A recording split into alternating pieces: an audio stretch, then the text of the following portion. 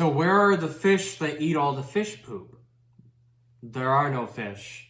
That's it. Thanks for coming to the video, guys. Hi, my name is Jeff, and welcome to another video behind the glass. And today we're going to be talking about the fish that eat your fish's poop, which do not exist. But where exactly am I going with this? Where did the misconception that there's fish that eat fish poop come from?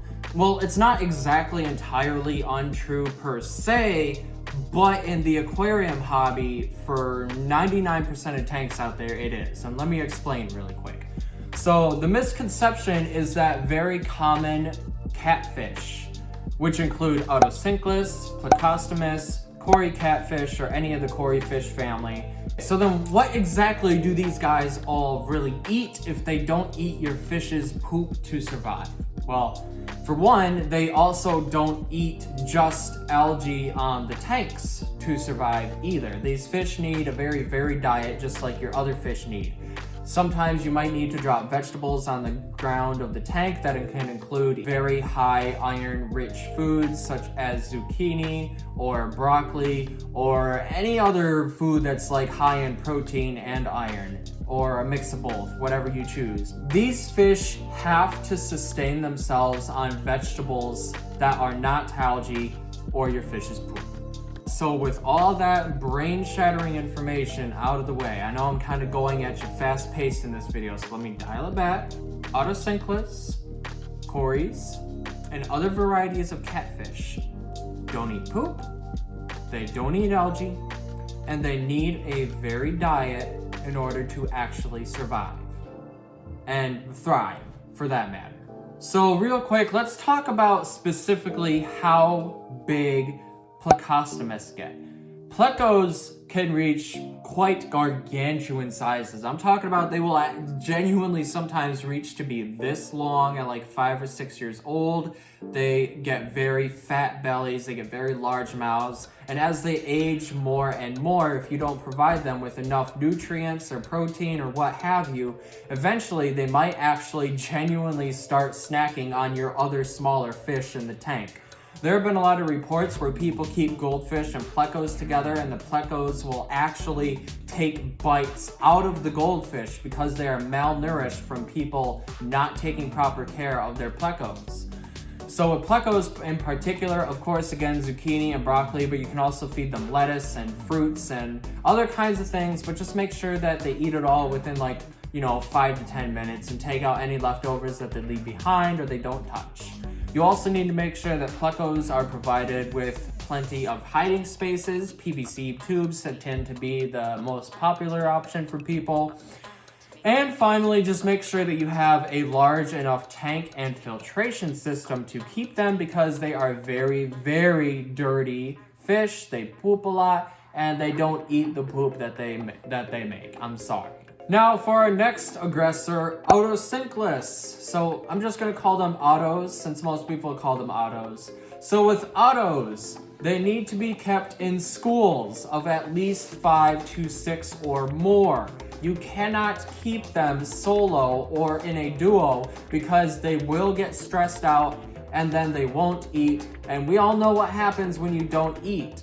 So you need to keep them in schools. You need to make sure that they're happy, that they have plenty of room to swim, that there's at least some kind of current flowing through the tank because they're naturally from river ecosystems. And again, you need to make sure that they have more than just dead plants and algae to eat. Let's also talk about the third common bottom dweller, which can include Cory catfish or any other type of catfish in this general category. Catfish in general are sort of like plecos and otos, but they require a more protein-heavy diet. So instead of feeding them vegetables, you would instead feed them like wafers that have high protein, or they can eat leftover fish food. You can overindulge with like sinking pellets. You can put in sinking pellets for them to eat, but their diet is consistent of high protein, high fiber, and not poop. And knowing that otos, plecos, and other types of catfish don't eat the leftover poop that you have in the tank, what exactly can you do to remove the poop out of your tank so you can continue to be a lazy fish owner? well, I'm calling it a lazy fish owner, because if you're looking for something to remove the poop for you, you're just being lazy, dude. Come on now. I'm sorry if that hurts your feelings, but that's just the fact. You're being lazy if you want something to take the poop out for you. If you want something to do the maintenance for you, you're just being lazy. And that's not cool, and that's not healthy for the fish either. You're ultimately, at the end of the day, the best, poop remover. You are the fish that eats your fish's poop, okay? There's no ifs, ands, or buts about it. There's no going around about it. You are the thing that needs to remove your fish's waste from the tank. Nothing else can do that for you. If you really, really want to excuse yourself from doing something like that, get a very heavily planted tank. I'm talking about like 20 to 30 individual plants all planted in the substrate and all flashing and flourishing. That's going to be the only time that you can reasonably excuse yourself from doing as many water changes. But even then, you should still change out the water at least once a month, because your urine will still build up in the water, and eventually your water is going to turn a nasty yellow color, as it will eventually do regardless of how much you try and plant your tank, because color doesn't get saturated out of the environment. So regardless of what you choose to do, you still need to be responsible, because there are no fish that eat the poop that your other fish make. It just doesn't happen. Okay, so then what's the proper care requirement? If you do happen to get these fish, what is the proper care for them? Well, as I've already stated, a good diet for them, but you also need to have a sandy bottom instead of a gravel bottom, because a lot of these catfish like to burrow around in the sand. And if they're burrowing into gravel, they're gonna hurt their mouths and their whiskers and their face. They're gonna get like scars on their body, and it's not gonna be very pretty to look at. It's gonna hurt them. I mean, sure, you could get away with a very fine, tiny gravel substrate, but you generally don't want to risk it. Just do sand, you'll be fine. The fish will be fine too. They bury themselves, and they'll be all fine and good to go. They'll be happy, you'll be happy, everybody will be happy. You should also probably try pairing otos and catfish and other bottom dwellers with snails, because snails also pair greatly with them due to the fact that snails will eat the leftover decaying plant matter that those fish may not pick up.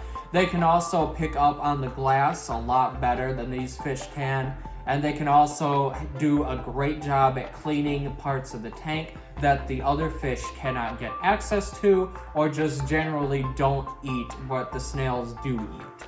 But yeah, that's it. I mean, I know this video is kind of all over the place, but it just kind of grinds my gears a little bit when people ask, like on Reddit or forum posts or something, about fish that they can get to help keep their aquarium clean. And there's all this misguided information out there that like plecos and autos will keep your tank clean 24/7 and you'll never have to do a water change again, which is factually incorrect. Please don't do that. I really hope that if you did do that, you can at least take the proper care of them now that you know this information.